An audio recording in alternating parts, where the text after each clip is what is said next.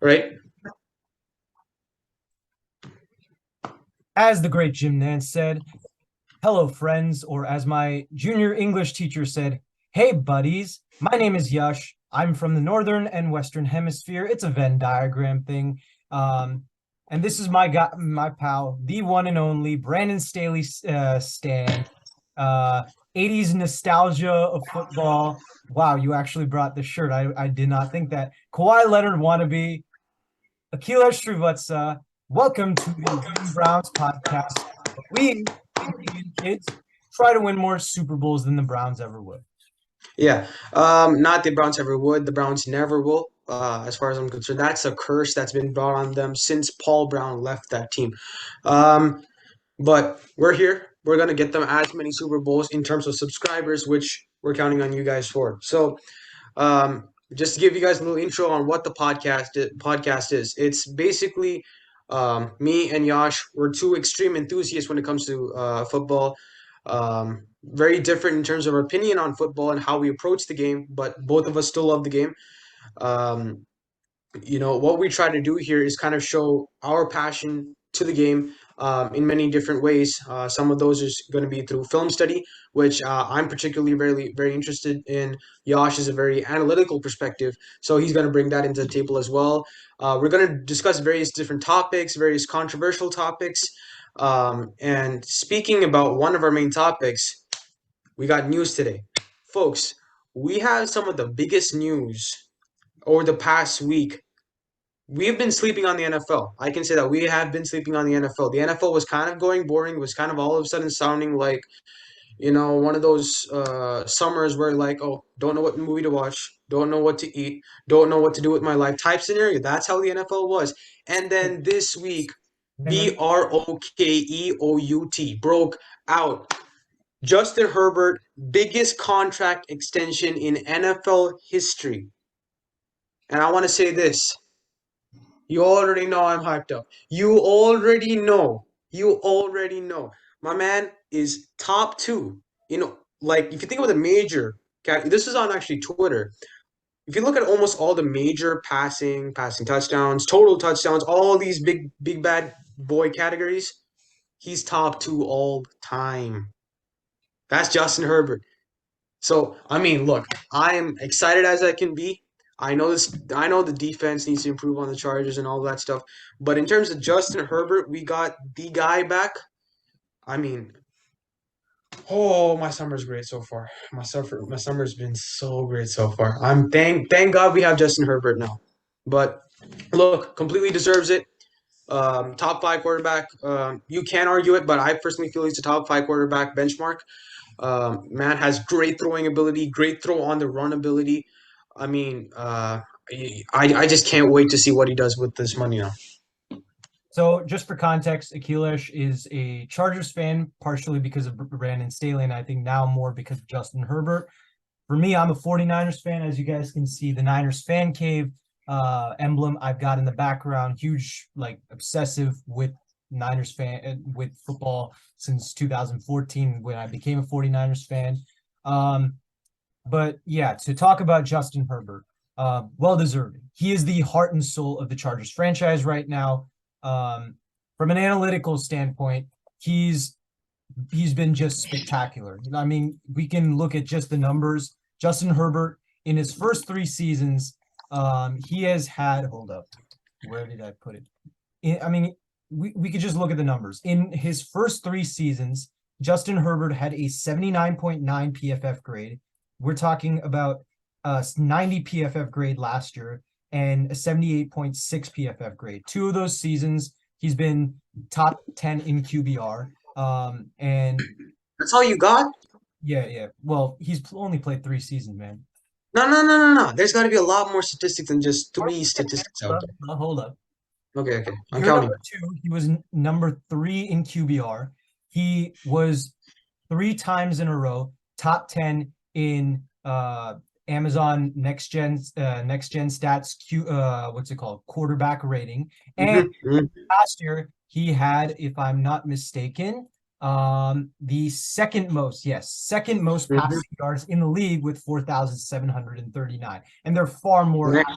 far more things I can mention. He's one of the Exactly. fastest quarterbacks to a certain amount of touchdowns. I can't remember off the top of my head, but he is just, I mean, he's just spectacular, right? And I think it's kind of hard to basically call him a top five quarterback. That's more just given how many good quarterbacks there are in the NFL, but he's definitely in that conversation. You're talking about guys like Mahomes, Allen Burrow, Hurts. I mean, he's really very, very close to that with guys like Lamar, guys like what's it called?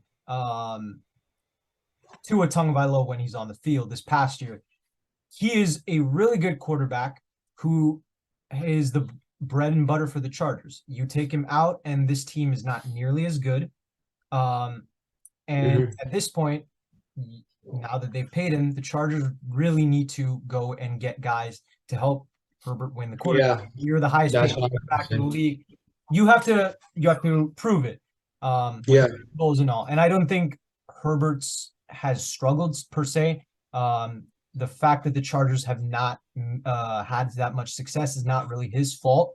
It's more the fact that they've had a really, really poor defense over the last few years and have had always problems either with the offensive line or play calling or whatever. Going dating back to with Anthony Lynn and now to Joe Lombardi, and now maybe it'll change under Kellen Moore. Who knows? Um, I think it will significantly change under Kellen Moore, to say the least. but like, here's the thing: like, I'm hearing people talk about like, oh, Mahomes should be the highest paid quarterback. Oh, like all that stuff. The fact of the matter is, Mahomes got paid 4 years ago, right? So he's Mhm. not going to get that same money. He's not going to get that same money unless he asks for a contract extension today. Um, the only guy you look at, Joe Burrow, he's whether you would think he's better or not. Like I think he's better. I don't know, Mhm. Akilesh, what your opinion on that is. But the fact of the matter is he's going to get more money at the end of the day because he's going to get his contract later. Now, that's not fully guaranteed given the fact that the Bengals have a history of being cheap. But in the same stance, these are franchise quarterbacks. Herbert is a franchise quarterback. The Chargers need to do everything they can to put pieces around him. That's hard Yeah. given the fact that when you pay a quarterback that much of your salary cap, there come the problems with that. And we'll talk a little bit about that with the running back situation later on. But for the most part, um, the Chargers have talent. It's not like they don't have talent. They have Joey Bosa. Khalil Mack is still a pretty good player. Yeah. Running Rashawn Slater, he was injured this season. I know you're a huge Big, fan of big him. man, Yeah. big man. Austin Eckler, you got Mike Williams, Keenan Allen, you have Quentin Johnson now, who people I feel have strictly been sleeping on. This man is the speed burst that they need. And I will say one more thing about before we go on to the next hot topic, but I want to say this. Last year, Justin Herbert, first of all, he wasn't at full strength. Number one. Number two, he had a team that was completely dismantled when it came to injuries. Number three, he had almost, if you really think about it, he was able to single-handedly carry his offensive team throughout the season. Throughout the season. And the reason why I say this is Despite this. playing worse than general. That's even more Well, impressive. okay. See, this is why I want to watch out for that word worse. Man is going through a rib injury almost every single week throughout the NFL season. He didn't stop once. Oh, I'm Not not once. doubting that. I'm just saying that, like, I mean, you see there are certain quarterbacks in the NFL who can have a down year and be like falling out of the Mhm. top five. Instance, Tom Brady in his final year with New England. He Yeah, wasn't exactly. nearly he wasn't nearly as good as he was. But that Sure. offense sucked. I mean, they had no receivers by the end of the year. Their Yeah, their sure. best receivers were a washed up Julian Edelman and N'Keal Harry, who was a Yeah. and Tom Brady still did everything he could to make them a top 10 offense Yep. and move the ship for them to actually make the playoffs. And granted, when they played a better team, they lost. But a lot of the plays weren't Brady's fault. That last interception that he had, his final play, No. that was an accurate pass. It just bounced off Yeah, just bounced off. him a pick. Exactly. So So, like but the Justin same thing Herbert, with Herbert. he is. I mean, look. Uh, I mean, I know Okay, look, for me, it's no question that he's a top five quarterback. To me personally, he's five. He's not 4-3-2 or all those stuff. He's five. I think he does beat out Jalen Hurts. Considering that he's had much more of a consistent pace than Jalen Hurts. Jalen Hurts had a great season, a great breakout season, and I call it a breakout season, not just a great season, a breakout season. Because we never expected the Jalen Hurts that was there this season to become the Jalen Hurts that he was. So with all that being said, I just feel Justin Herbert's a top five quarterback, extremely deserving. As you said, Question. we're Yeah. gonna put it. Not we may. We're gonna put it together. Watch, we're gonna put it together. Fourth and Staley's back in action. We're not gonna blow another one. Okay, next topic. Any standard you No, no, expect. no, no, no. Shh, shh, Oh, shh. we're winning it. We're winning it.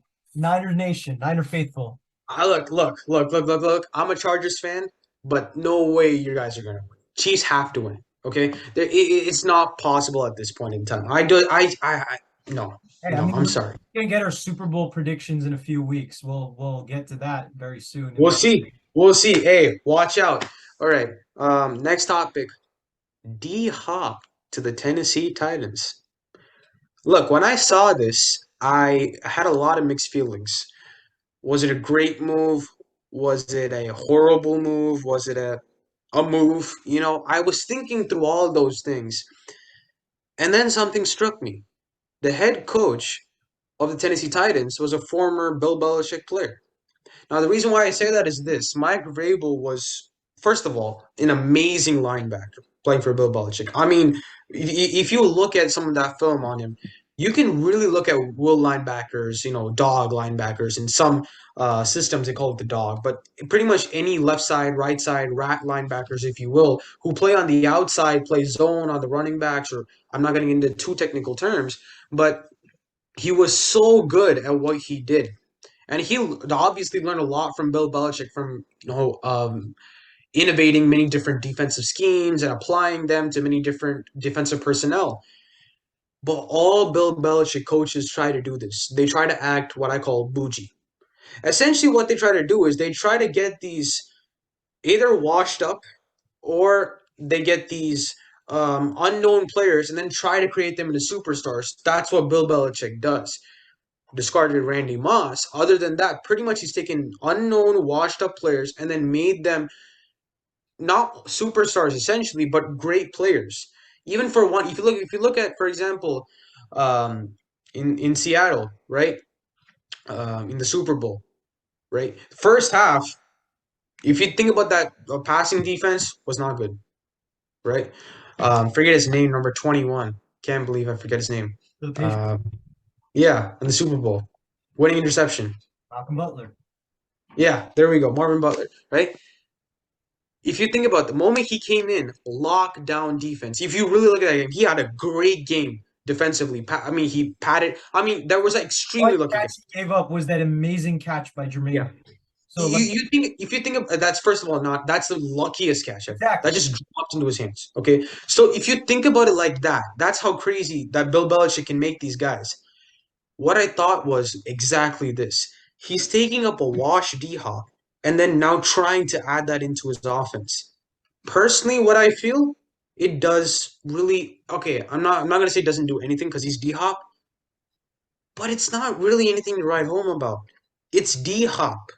I mean, look, he has not even close to what he was in Houston ever since he left. Not even close to what he was in Houston. Granted, a completely different quarterback in Kyler Murray, but with all that being said, it's not going to have a huge impact on the team. They're still going to run the football. They're going to play a hard nosed defense. Um, I'm just not. I'm not. Uh, it's kind of that thing where like, yeah, it happened, but so no, that's how I feel about it right now. Yeah, I mean, for me, yeah, I feel the same way about you. I think it's kind of crazy that some people are saying he's gonna, go for like 1,300, 1,400 yards. Yeah. That's just not happening. But what I will say is that from my standpoint, like just kind of being looking at the kind of like the player standpoint, the roster, it's a huge upgrade for the receiving core. I don't think it really moves the needle as just far as like them making the playoffs. Their division is pretty weak, don't get me wrong, but Mhm. they're better overall teams. And I think one of the big things that like their offense is has a lot of question marks, right? Mhm. You and Yeah. I have talked in the past about kind of the Titans' offensive line. There are so Hmm. many different. I mean, the fact that you and I have almost completely different opinions on that. There are really a lot of opinions when it comes to what the offensive line really looks like. They're losing Taylor, Yeah. losing Ben Jones. Um, this is a really young offensive line, and they gave up quite a few sacks last year. Then when Sure. Derrick Henry, I mean, he's a great guy, great running back, but he's getting closer and closer to 30 years old. Yeah. And It's then true. That the is a very good quarterback point. situation, I mean, I don't know what is going to happen with that. Ryan Tannehill has been the guy for the last 4 years. I mean, he's still a Not a player. thing, not even starting him. Yeah, They're thinking about not even good starting him. chance he Yeah. might not start. And then Will Levis was like Malik Willis was supposed to be the guy last year. He hadn't played well. Then they drafted Will Levis, and now I'm hearing Ooh, about Will I Levis. didn't think about that. So it's like Will Levis Whoa. might not even make it out of preseason, might get cut. And I mean, so at that point, like I don't really know what to make of any of the rumors now. I don't know Yeah. who's going to start. Whoa. So it's going to be interesting to see that. So it's going to be hard for Hopkins to even kind of get production if you don't know who the Sure. quarterback is. You can't gain any, chemistry with them. But from Hmm. the receiving standpoint, I mean, this is a this was a really bad receiving core prior to Hopkins. It's still pretty bad, no depth. Their second receiver is Traylon Burks, third receiver is Calvin Phillips. I'm a big fan of Yeah. Calvin Phillips. Um, but the fourth receiver is the guy who I personally think might be the worst receiver in football, and Nikhil Westbrook-Ikhine. Um, he's the guy who fell down in 2021 in the 2021 playoffs against the Ravens. Hmm. 2022 against the Bengals, dropped the pass that led to the game-winning or the interception before Burrow and company had the game-winning drive to win the game. Um, yeah, I mean, I just don't see like the Titans really going far with that type of roster. Yeah. Their defense looks a little different, even though I think it still could be pretty good. I don't think they fare well against a team like the Jags, who have a stable quarterback situation, stable coach. Well, Mike Vrabel's stable, but Doug Peterson's a pretty good coach in his own right. Yeah. They have more stable players at other positions. So I just don't see it helping with, you Yeah. know, No, I completely agree. Another thing that you know that is there are two different head coaches now. It's not the same system that you're used to. Houston Texans have D'Amico Ryans, which you're obviously writing home about 49ers. And then you have maybe the smartest offensive coordinator from last season. You if you really think about it, him coming into the Indianapolis Colts. I mean, you have Jonathan Taylor, extremely good running back. Quarterback situation, you know. I mean, look, I'm really excited for Anthony Richardson. I think he's a great quarterback. I think he'll fit his system better just because of how Jalen Hurts has played. I think his system will feel better. He's going to definitely improve the offensive line. They have great talent. They just need to execute a bit better. That's what I personally feel about the offensive line. Offense, you have Micah Pittman Jr., who interestingly did have a good YouTube channel. He has recently stopped posting, but apparently he had a good YouTube channel. hey, If you're watching this, Micah, props to you on that. And then I mean, they have a great offensive talent defensively. Shaquille Leonard. I want to give respect to him, so I'm going to say Shaquille Leonard. Although most people use a different name for him initially. Um, and then you have a great defensive line. So from that perspective, Indianapolis Colts, their block. There's a lot more talent coming onto that side. So I don't know. I'm not really excited about it. And from another perspective, we got another signing that actually happened recently. Andrew Thomas, big deal. yeah, And I want to say this right now. I am a Chargers fan. I do support Brandon Staley. But if I support any other team, right? Any other team, there's only two more teams that I support. The New England Patriots. I was the first state I have ever lived in America is Massachusetts. So don't throw the hate at me, right? It's Bill Belich. It's Bill Belichick's New England Patriots, and since Bill Belichick was a defense coordinator, primarily for his career for the New York Giants, the Giants. These two teams have supported since 2000, since 2015. Only reason why I'm supporting the Chargers now is since Staley went in, right? The Giants have the best general manager in the NFL. They really do. They really do. I mean, Joe Shane in what? That's In fine. second year? Second year? His second year, yeah. He got Saquads, Daniel Jones, Darren Waller, and Andrew Thomas back. Like all of these dudes, you know how hard it is to actually maintain Darren almost Waller a got back chain yeah. team. Darren No, Waller. I mean, well, okay, yeah, that's true. But if you're thinking about maintaining a team and then adding in an even bigger piece into a maintained team, it blows my mind how you can be so. Because the thing I love about Joshin is this. He's not only, from an industrial standpoint or mathematical standpoint. I say mathematical because I mean he's pulling it off. So smart. He understands the tactical aspect behind what Brian Daboll is trying to do. I mean, that's what I'm in love with that guy in terms of that. Um, Andrew Thomas, great signing. I'll give you the next one for the news. Not much to say on Thomas either. I mean, you nailed it on the head.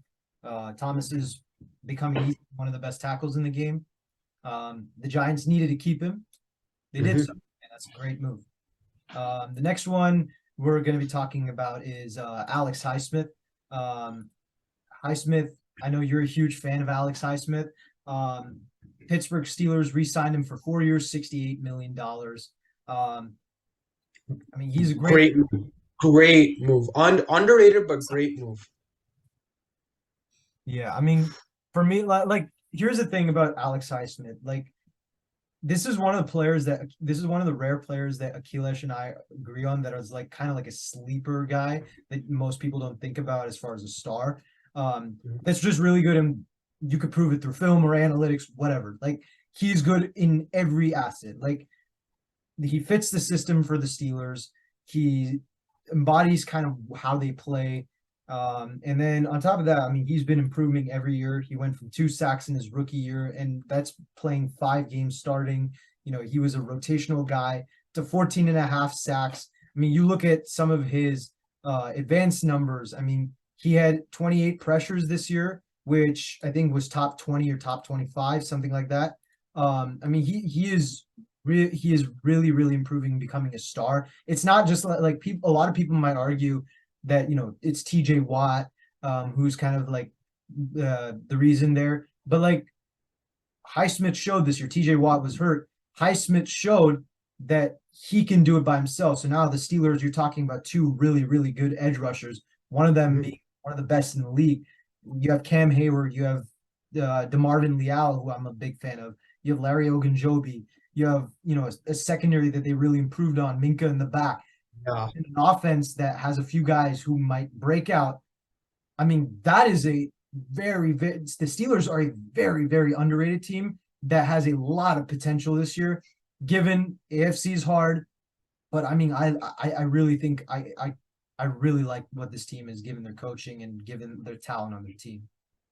Yeah, I mean, you really just cover everything I needed to have covered. I mean, look, TJ Watt, probably my favorite edge rusher in the league. Um, and then you have this guy who's I mean, insanely underrated. I mean, if you look at the Steelers defense right now, they are really the bad boy Pistons of the NFL. They're tough, they're gritty, they're nasty. They're really here to hurt you. Um, and that's what they're gonna do with their offense. Um, Me and Yash differ on this opinion, but I'm not excited about it at all. Kenny Pickett, good, great, no, and that's what the Steelers need right now. They need a good to great quarterback, not just a good quarterback. They don't have the wide receiver core that he needs in order to be successful. If you think about those teams in the 1970s, with Ben Roethlisberger as well, even though they were a run-oriented team, they had guys like Hines Ward, John Stallworth, Lynn Swan. They had those receivers. They had those guys they could depend on. You really don't have the dependable individuals anymore on the Steelers, to be honest with you. And from that perspective, I think that's what they're lacking. They need a wide receiver core room that's just not. They have a lot of old players, which add value definitely. I'm not saying they're useless, but I'm just saying they need to have that young stars. They need to have those guys who are going to be able to propel down the field. They need those. things that make their offense non-predictable. That's why I kind of just feel off with the Steelers in terms of having that offense production. But defensively, you got the new bad boy Pistons. So that's our news today. But now, mi favorito section. I don't know if that's true Spanish, but that's just my Spanish, all right? We got film. And we're going to have film on, I think we both can agree on this. The best quarterback in the NFL. The man who's going to go even better than what he was last season. You guys know what I'm talking about. He brought the sauce. He brought it with the fried chicken. He brought it all together. Went to New York. We got Sauce Gardner. I put that New York on there. Sauce Gardner. All right. So we got Oh, some you're film working on. on it. You're working on it. I see. Hey, don't hate. Don't hate. That Hey, I'm was not a hating. I'm good not New York hating, man. accent. That was a good New York accent. You want some pizza? You want some tomato sauce on it? You want pizza? That's the one. Okay. That Okay. you want that? Right. Yeah. I think a cousin of mine, or yeah, I think a cousin of mine would disagree on the last part, but yeah, you're good. You're good. The first Pizza part's good. sauce? No. It's just Come on. it's just like they don't like talking about their pizza. They're humble about it. Yeah. New Yorkers are humble about pizza. Yeah. They They just got the no. best That's just the slices ever. advertising. That's just the advertising. Exactly. They talk about the pizza. That We'll pizza see. is amazing. I bet that's the Oh first thing no. sauce. That pizza's good. I mean, I okay. Yeah, I know it's not authentic, but I went to New York Pizza today, so I mean, yeah, Okay. it's good. Well, I mean, you had New York pizza on the exact opposite side of the The one in U.S. downtown, yeah, Yeah. So yeah, that's kind of crazy. yeah. Yeah. All right. But yeah. I So mean, you got the film for Sauce Gardner. Let's pull it up. right. So before I just get started, I just kind of have to say a couple of things. Sauce Gardner, from what I'm seeing so far throughout the NFL season, from a technical standpoint, amazing. I mean, really is. Robert Saleh and that defensive staff have just kept together quite an incredible team. Um, they, to be honest, um, it's really tough to talk about Sauce Gardner because I really, really love him a lot. But there's just so many things to talk about him because I know I won't be able to get all over them. But the things I kind of really want to touch on: technique, how he approaches the ball, and then what he sees through a receiver and the entire offense, including that quarterback that most people don't. Um, yeah, we saw him. It's the whole thing. You know what I mean? I mean, he locks up defense. He locks up our computers down. Seriously, I mean, it all malfunction. So, but look, now time to get to the real sauce. I'm just gonna explain a few things about this guy that you guys literally need to know from the top. From a technical standpoint, almost flawless. Almost flawless. And I say this with much regret because going into this, I was not very hyped up about this guy. Not that he wasn't the best corner, it's just that you have one of those gut feelings. I had that gut feeling where it was like, I don't know. I'm just not sure. I didn't think he was that guy, but he's not just, he is the guy, not that guy. He is the guy. So, first of all respect to him. Probably my favorite defensive player in the entire NFL. I mean, really. I mean, he's really got everything: the bravado, the trash talking, the literally the messing up your mental status as a receiver. He's got skill. He's got physique. He really has everything that you need from that cornerback position. The stats, Yash can bring that up later as we go on from the analytical perspective. Top notch, obviously. I think he's the number one PFF rated cornerback in the NFL Quarterback, right now. first So I mean, gen, next gen guy. I mean, cornerback. he was number one in everything. I mean, so he really is like, I mean, he's a complete standout. So I'm just gonna show you guys one play, and I'm just gonna be with that one play. I think you guys will exactly know what I'm talking about. So this is actually against the New York Jets. I mean, against the Miami Dolphins. Whoopsie.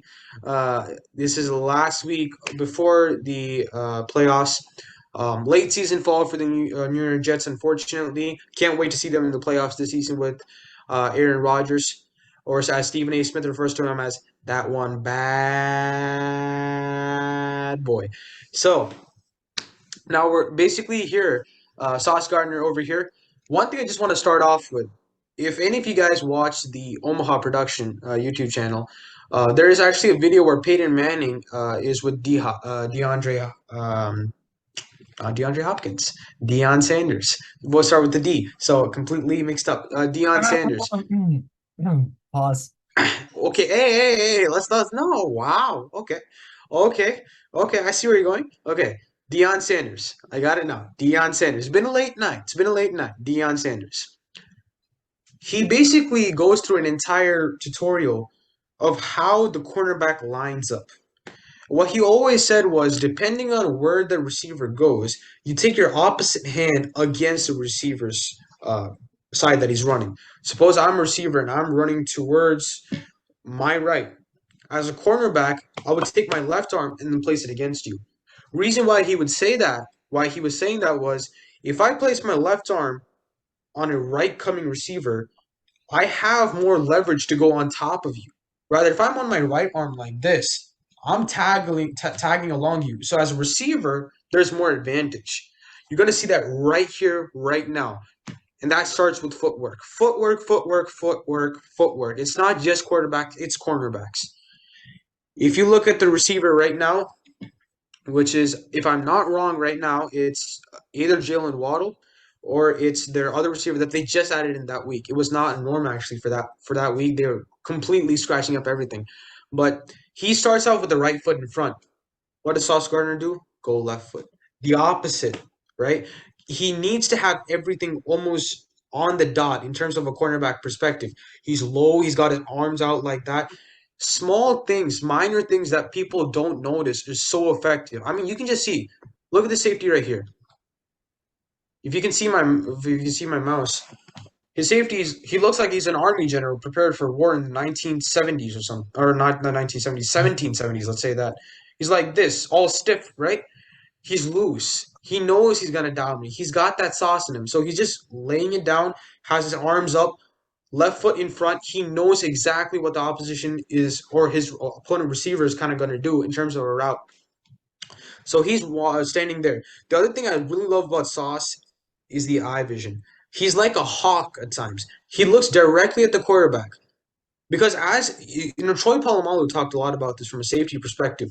Cornerbacks who look at the quarterback help the safeties so much because they tell the safety exactly what they need to see. If that cornerback sees the quarterback and he starts moving up, they know it's going to be a go route, a post route, maybe an in cut from the tight end, but they know exactly what's going to happen as a safety. And for a young cornerback to have that much confidence in himself saying, that guy, I know him. I have already figured him out. That sends such a strong message. So we're going to see right here, Sauce Gardner lining up. He's already coming back on that, as you can see.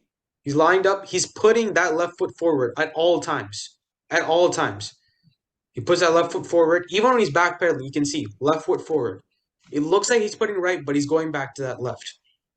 Here you can see Tyreek Hill. Now, this is one of the main things. In this, Sauce Gardner does not guard Tyreek Hill that much. And from Robert Sala's perspective, beautiful insight. You may think, why don't you just put the best corner and the best receiver? No. You put the best corner, right, to help your team play that best receiver better. That's how you got to understand about this game. This game is a team game, and unfortunately, especially, I'm not saying Yash. Yash does not just look at from one-on-one analytical standpoint. He looks at it from team to one.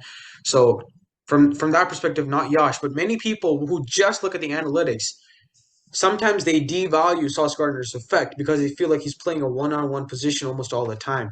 But this man, he kind of helps a team play a team versus one, in that matter, if that makes sense. So Tyreek Hill, one of the common things that the Mike McDaniel offense does, they pull him, come back, try to go, and then come out a comeback, or they try to make a post off that, some motion using Tyreek Hill. And that confuses a lot of teams because they start moving all of a sudden crazy. Jets really positioned. They play a cover one robber zone, and Sauce is really the main guy to watch him. As you can see, he's looking at the quarterback right there. Now, see, this may be a passing play essentially to Mike Gesicki, but the reason why I want to show you is this: moment the receiver starts the ball, right? If he come when he moment he comes off, see how low Sauce gets from here all the way down. First snap, his leg goes from here to here. That's so hard to do because the reflexes from a cornerback perspective is like that. especially in the NFL. You got to go quick against these guys. He knows exactly what's going to happen. Another thing, most young cornerbacks, what they're going to do is on a one-on-one situation that's like this, most defenses, they look at right now what Sauce is playing as the X. Most time left alone in the corner. Differs from offensive system, which Yash and me have talked about. Sometimes they play the X as, um, for example, Tyreek Hill could be the X. But in this case, Robert Saleh, as far as I've known, he's always referred to as the lone guy as the X. Most rookie quarterbacks, they'll just play man on man on the X. Not this guy. Immediately drops back in his zone. Immediately drops back in his zone. And the reason why is this. Running back on the previous, I think, 4 plays here, he was able to run the ball consistently. Sauce knows that. Sauce knows that. And he's also so confident that his defense is going to get to the tight end or he's going to get to Tyreek Hill in just enough time. So he's letting that to happen because he knows. If you look at this position right now, receiver doesn't have a shot at blocking. Look, his feet are perfect. The space between his feet are perfect. Receiver doesn't have a shot. As running back comes, this is the amount of space that he has to go all the way over here. Linebacker's here. So no way the running back is going to try to go through here. Right? It's simple. He's always going to try to go around the backside. Sauce is right there. Another great thing about Sauce, he can tackle. He's very, very similar to Jalen Ramsey in that regard. Jalen Ramsey, personally, he is overrated to me, especially coming out of the season. He's overrated to me in terms of cornerback perspective. But if you talk about tackling, one of the best tackling corners in the NFL. Yeah. Sauce reminds me a lot about him. Yash, I'm gonna let you take the floor from here, but this is just one of those things where you see on film within one play, like I call these one-play wonders because they really just tell you the wonderful aspect about football that most people forget. But it's just one play. It tells you everything that you need to know about a cornerback. And now, okay, like from the film standpoint, I'm gonna start off with this. Firstly, I want you to just answer this question, Akhilesh. When the formation starts, and I kind of know the answer already, but when the formation starts, what type of coverage is Sauce Gardner in? He's kind of playing the. If you're talking about coverage, you're talking about he's playing zone or man to man, or are you talking about his overall leverage? Yeah, his zone. I mean, he's really playing zone. Exactly. This is the great thing about kind of the zone play. You see this with some of the best cornerbacks in the game, and even if you don't see it with some of the best cornerbacks, you see it with guys you could compare to Jalen Ramsey in that aspect. You see it with guys who are really good at tackling, right? So can you go back to the part where the final part of that play? No, you went a little too far. Yeah, so as you can see in this specific play, Sauce Gardner has put himself in a leverage to basically do whatever he wants.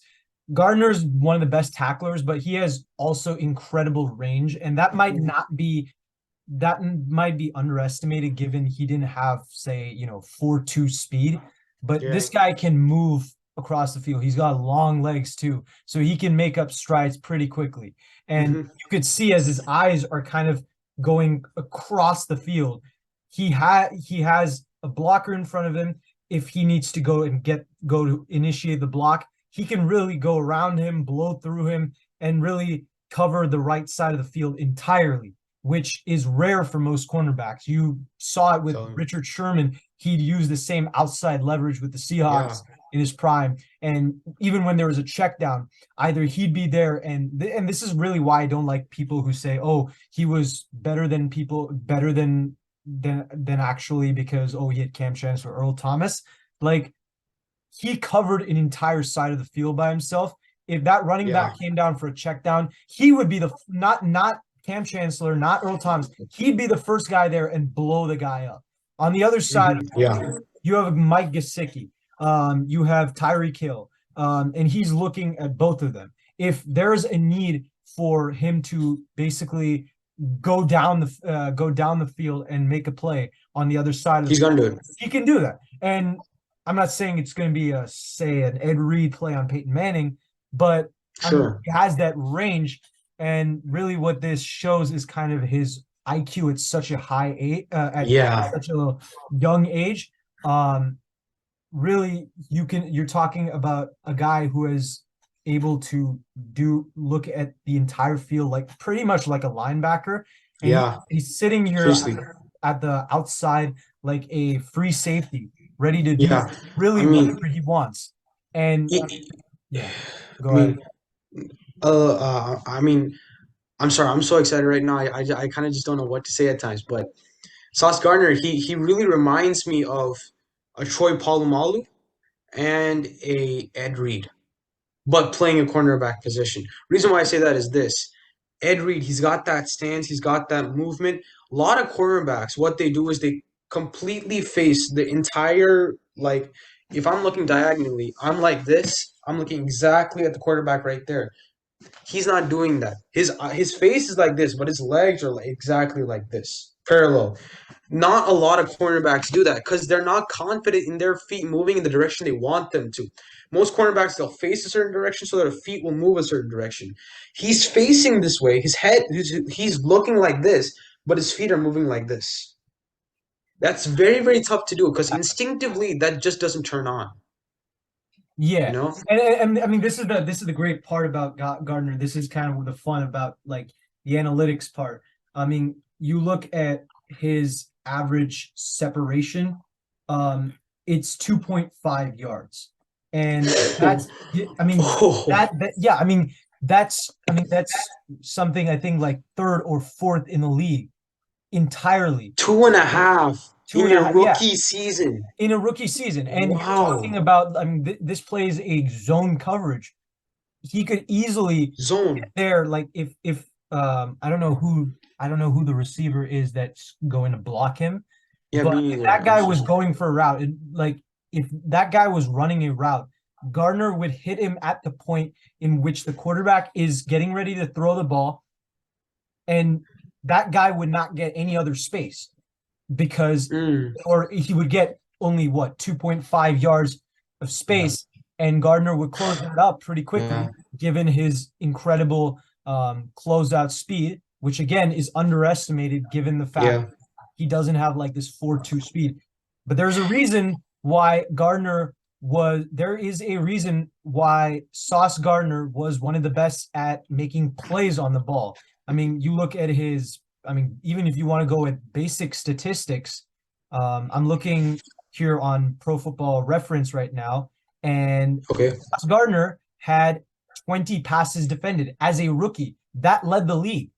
I mean, you look at anything you really want to, and Gardner was the number one cornerback in the league. This First of all, look, I'm going to say this from a person who is not the biggest fan of analytics. Okay, 20 passes defended is not even the norm for even great cornerbacks in the NFL.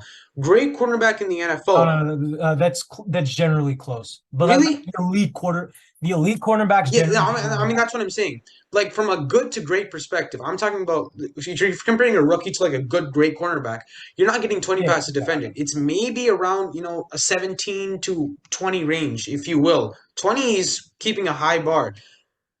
In your rookie season, you're playing against people like the likes of Jalen Waddle, playing against Tyreek Hill. I mean, you're playing not against some ordinary team. You're playing against some tough teams.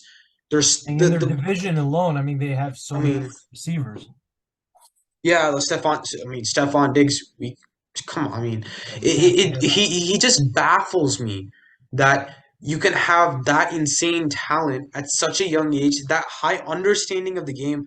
Most people have underestimated the understanding of the game to such a high level.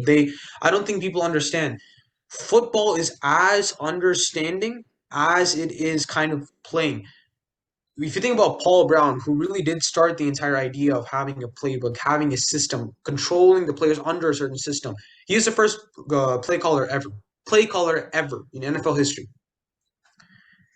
They would watch film, study their playbook, study different tactics. They had an 8 hour day for, if I'm not wrong, 5 hours and play for 3 hours. I mean, really, they were on the field. If I'm playing 5 days a week, they were on the field for what 15 hours. And 25 hours was all film, all deep analysis. And that's where you strengthen it. Because look, I'm not picking you in the NFL because you're some washed up chap. You're good. We know you're good. So, and you understand what to do, it becomes easier because you have that physical training, that physical stability. You've played this game since a kid, you know? So but for that young age to have that high level of an understanding, I mean, without a doubt, he has proven himself as the best defensive rookie last year and probably in the best cornerback going in. So that's all for the film, guys. Um, now, we talked about news, we talked about the film. Now we're going to talk One about piece of news that something we did miss. There, I did miss. yeah, Okay. and it's well, I mean, it transitions really well into our next point, and that's really the Saquon Barkley situation that happened with the New York Giants. Yeah. Earlier this New York Giants, really close, but really, really different. Really, really different. this is probably the thing that kind of like from a Joe Shane standpoint and a GM, I'm sure in some ways they're high-fiving in the front office. But at the Yeah, same time, it frustrates me being a fan of Saquon and just in general. Um, the fact of the matter is Saquon Barkley had been franchise tagged earlier this year, and he had been trying to get a big deal done with the New York Giants, much like a few other running backs in the game, namely Josh Jacobs, yeah. Tony Pollard. Um, hmm and should Austin Eckler for that matter too. Austin Eckler, yeah. I mean, and to address the elephant in the room, I mean, Tony Pollard broke his leg. That's not generally like a career-ending injury or close to Sure, that, but it should be addressed. Nevertheless, with Saquon Barkley earlier this week, he signed a 1 year, $11 million contract. Uh, sure. kind of a low ball given his value to the Giants and what he did for them this past year. But it really brings up just kind of the question about like the value of running backs. It's been a huge, huge conversation across the league, and I think it really should be worth noting having kind of an honest discussion about what the future holds with running backs. I mean, we know there was a video conference for running backs. There have been interesting comments by different running backs. Yeah. Najee Harris talked about how the value didn't decrease, but just they didn't want to pay running backs. Just what are your thoughts about it? You know, look, we've talked, with Jolly, we're having a happy attitude throughout this, I think, this podcast. But this is one question where, I'm frankly very disappointed. Disappointed in the NFL, disappointed in the respect that the NFL and its individual players, executives have in NFL history. I'm disappointed that, though analytics are, I'm not saying they're not important. Um, I personally feel, we know analytics. I'm not the guy who's going to look forward to analytics, but I mean, some things you have to respect in analytics. And the fact that this past NFL season was one of the worst passing in terms of passing statistic NFL seasons in NFL history, and one of the best rushing seasons in NFL history, if you look at comparative of the entire NFL, and you're not going to pay these running backs? Yeah. I'll give you one example right now. If you think about the Super Bowl, going into the Super Bowl, did we think Patrick Mahomes was going to have less than 200 yards passing? Yes or no? No. No, right? He had 182. That's probably the lowest since maybe over a year. I don't remember the last time Mahomes threw less than 200 yards in a game. I really Last don't. time he threw was against the Tennessee Titans in 2021. I think they lost Okay. that game 35-10 or something like that. Okay, so really That was an embarrassing. abnormally, but that was like an abnormally bad game from Bad game. Yeah, right? And this game, he's coming in here 182 yards, and they win the game not like 10 to 9, 38 to 35. By any means, that's an insanely high scoring game, right? I'm telling you right now, it's not just Patrick Mahomes. That run offense controlled the game the second half. That's what led them to the Super Bowl. That's what I personally believe. The Eagles' defense. I'm not gonna blame the Eagles defense and their game plan. I would have done the exact same thing. I thought this was gonna be a passing game. I prepared for a passing game. Although the cover two system one-on-one situation with Travis Kelce made absolutely no sense to me. But other than that, I didn't prepare for a run offense. I really didn't. But look, 38 points to 35. They used the running offense. You're San Francisco 49ers. Your running offense is the way you guys take control of the game, and not just take control of the game. This is the biggest thing I'm going to say. The running game allows teams to impose their will on the other team. I'll say this from a guy who supports defense. If your defense is horrible at the run, you lose confidence immediately. Immediately, you will lose confidence. Chargers against the Cleveland Browns. Chargers had not had a good running game at all up to that point. What happens that game? I mean, it really looked like Cleveland Browns were going to dominate. It really did. At that game, the score was going to be 27 to 17. Cleveland Browns were going to walk out. Austin Eckler goes for 171 yards rushing, or at least 170 something yards. I'm not sure it's 171. That destroys a team. That destroys a team. Even to the kicker, it will destroy the team because your morale goes from here to here. And I mean, okay, look, I said I love Joe Shane, right? But everybody has their problems. If you sign Daniel Jones to after one good season, but you don't sign Saquon Barkley after three main factor contributing season, you don't sign him. You know, Josh Jacobs, he had what 1,600 yards this season in rushing. Your offense was propelled by this guy. You don't sign him.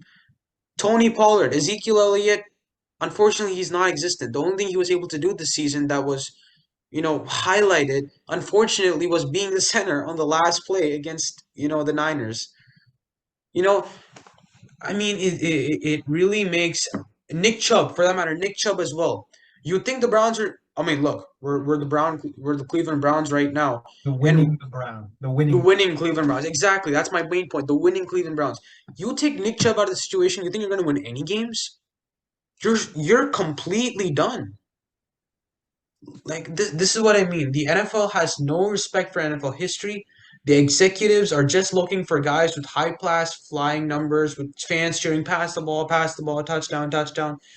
Instead of looking at what is there to win, how do we win? Let's control the game and slowly beat them. I mean, this is why when you were saying 1980s fanatic, this is why I like teams are going to run the ball, punch them in the mouth, kind of destroy their confidence, and then win the game. But I'm just disappointed, to say the least. I went on a rant there, but I'm very disappointed.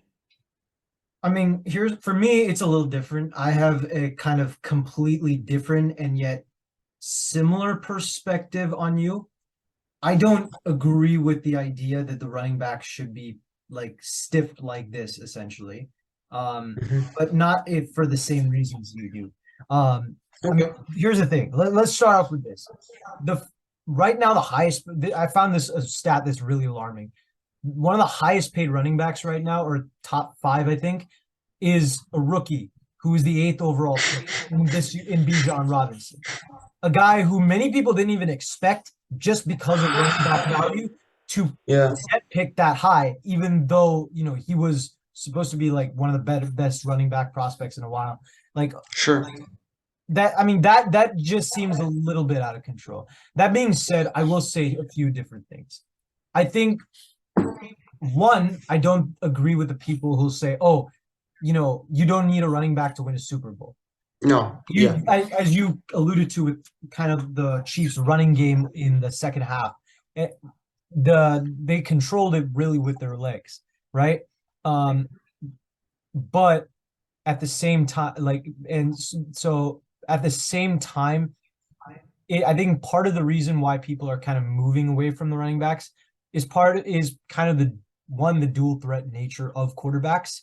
yeah, And you look at like a guy like Mahomes, he was part of that rushing attack in the Super Bowl. sure, Jalen sure, Hurts had, I think, three rushing touchdowns or something like, yeah, three rushing touchdowns in the Super Bowl, or two rushing right, touchdowns in one. Um, the fact of the matter is quarterbacks really kind of control the run game now almost as much as running backs. And you have really a system of running backs. I mean, you talk about my 49ers. The 49ers have run multiple running backs, even when they go and get a bell cow running back, so to say, in Christian McCaffrey. A few interesting things.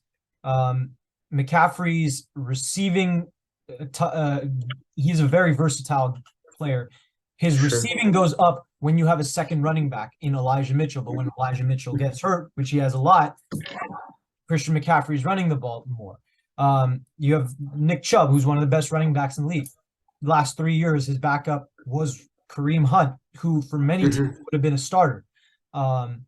So, I mean, you're looking around the league, even the teams that run a lot, I mean, the Falcons, Bijan Robinson's is probably going to be a starter. They have Tyler Algier, who was fifth in the league ranked-wise according to PFF. He had 1,100 rushing yards as a rookie or something like that. And just to say this, respect to your 49ers, Kyle Juszczyk, fantastic fullback. And that's the other thing. Like, I mean, you're talking about like the run schemes, the blocks, and kind of how that affects. But the other thing really is the fact that, I mean, I found these statistics per 538. Great website, by the way. Not just for sports, but really for a lot of other stuff. But there is a chart that basically goes, and I might want to share my screen for this. I'm not sure if I can. No. Okay. So here's the deal. So on first down, you pass 48%. If you pass the ball, you have a 48% chance to succeed and get a first down. If you end up going to second down, you have a 28% chance. And third down, 26% chance. Now, that's the pass combination, right? You look at run opportunities, 52% on first down, 26% on second down, and 10% on third down. It decreases a lot more as you run the ball. That's just kind of with the one-dimensional thing. Now let's kind of set up the rest of the focus here. If you were to pass on first down and then run the ball and then either pass or run the ball, you have a 13% chance and a 4% chance. Whereas if you pass the ball and then pass and run, you have a 29% on second down, 24% chance versus a 4% chance on running back. Now, all these stats, it should be noted that this is taking in every kind of type of down in consideration. It's a little bit generalized. That could have its pros and cons as far as just how really defenses view it. Like how defenses look at each certain play. The fact of the matter is, each of these combinations, there are different likelinesses to how players, how teams kind of react to it. What you can tell is that if you run the ball and kind of throw the ball from there, you have a higher success chance than if you run the ball twice on a down. That's kind of the biggest conclusion I got. Whereas if you throw the ball 3 times, you still have a higher than a 25% chance. 1 in 4 times, you have a chance of getting a first down. And I mean, the biggest example of this is the Seattle Seahawks. In 2018, they ran the ball way more than any other team. For those of you who don't know what EPA is, it's the expected points added for a team, which basically means how many points they contribute to a team, scoring in a game. Kind of the baseball equivalent of like on base if you follow baseball. I don't know. I'm going a little off topic, but if you see kind of the statistics on them, whenever they started by passing the ball, they had a success rate of higher than 70%. Whenever they Oh. even when they passed the ball, and then ran the what's it called? Um, two of their four pass first combinations, so to say. Um, and then a third of their combinations where they're on first down, they're passing, they have a 50% chance of succeeding. Hmm. The only one Yeah. where they had Wow. a really low chance of succeeding was pass, pass, pass, which, I mean, I think a lot of people would agree. If you pass 3 times on first down, it gets very stale. At that point, you're gambling. Sometimes you're going to get sacks on those plays. That's generally doesn't happen that much too. So the statistics are lower there, right? Hmm. But Yeah. almost all outside of run, run, run, all of the run on first down combinations, you had a lower than 45% chance on succeeding. And I think that's what a lot of teams have come to figure out. You pass on first down, you get what, 8 yards, 9 yards, you have a better chance of actually succeeding. And this is something my dad actually pointed out a while back. The Kansas City Chiefs, what he noticed with them is that they'll call a play. Andy Reid will call a play that's, gets you 8, 9 yards. On second down, you're throwing the ball deep. You gamble. Hmm. It doesn't work out. It doesn't work out. Yeah. You're stuck with what, a third and one, third and two. All right, you run the ball. Sure. Those have been the most successful for the Kansas City Chiefs. If you really look at their statistics, Hmm. they've completed that 60% of the 60% of the time. Yeah, but those playoff games are just different with them. Yeah, They mix it up. They do something little, right. What my magic. whole what my whole point is that at some point I think teams are starting to realize that if you just keep running the ball, it's not going to get you as much success. And I think from a GM standpoint, added to the fact that running backs, if you just keep giving them the ball, they're going to take so many hits that they're not going to be able to do that over time, repeated season Hmm. after season. A quarterback, a receiver, a tight end, they have a far longer shelf life than a running back who has what, 4 or 5 years in this day and age, Yeah, especially, yeah, yeah. It's right? true. So I think that's really where the whole kind of, the reluctance to pay running backs is. My whole thing though is that I don't like, here's the thing. My fear is that eventually the running back position is going to completely die from the NFL. And Yeah. I don't agree with that. Um, Hmm. I don't. I think that if you take out a running back from the equation, you're basically subtracting. You don't have football. You Yeah, don't you have football. forget that. I mean, you're subtracting versatility, and in any team sport outside of baseball, um, Hmm. and cricket, but like it's a team that's interacting with each other, and Yeah. you're not gonna have like, the 15 best players on your team unless like, and baseball is the only exception to that because like the Yankees or the Dodgers can pay like everybody, but Hmm. um in football you're gonna get guys who have certain flaws and all that, and really it's like putting together a puzzle. You have to basically get guys who kind of fit well with each other. You look at the Kansas City Chiefs, they lost Tyreek Hill, but they got a bunch of Yeah. receivers that Back fit it up. every Exactly. different type of thing, right? Um, the thing is, if you take out even the running backs, they could receive the ball and run the ball, even if they weren't elite at either, right? Hmm. The thing with the whole running back, the thing with the whole like running back idea is that you take out a running back, you're just subtracting versatility. Even like for me, Yeah. this is where I'm kind of old school. I still think that you can use a fullback. Maybe it's because I'm a 49ers fan.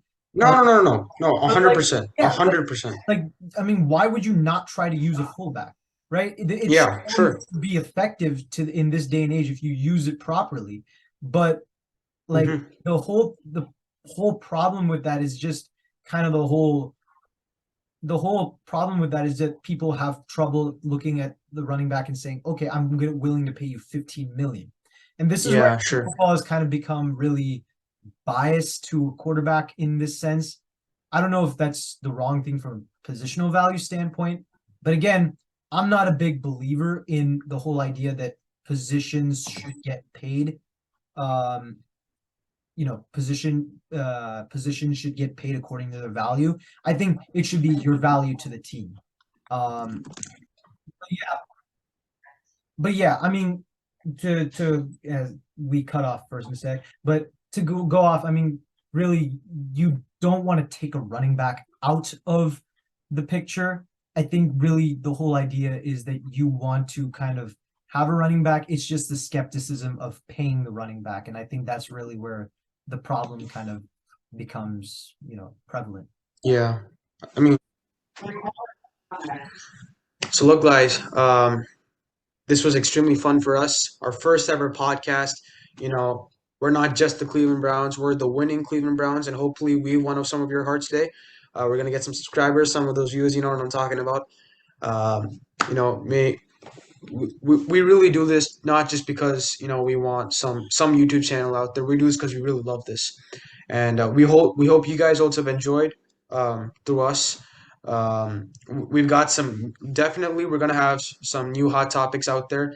We're gonna go over the same type of platform, but we might add in some new little things to juice it up, if you know what I mean. Season it up, a little salt on there. But we're here to have some fun. We hope you guys have some fun too. And guess what? We're gonna win. We're gonna win subscribers. We're gonna win some views. We're gonna win some money by the end of this. And I mean, just some final thoughts. I mean, we're trying to expand and see how far we can get this.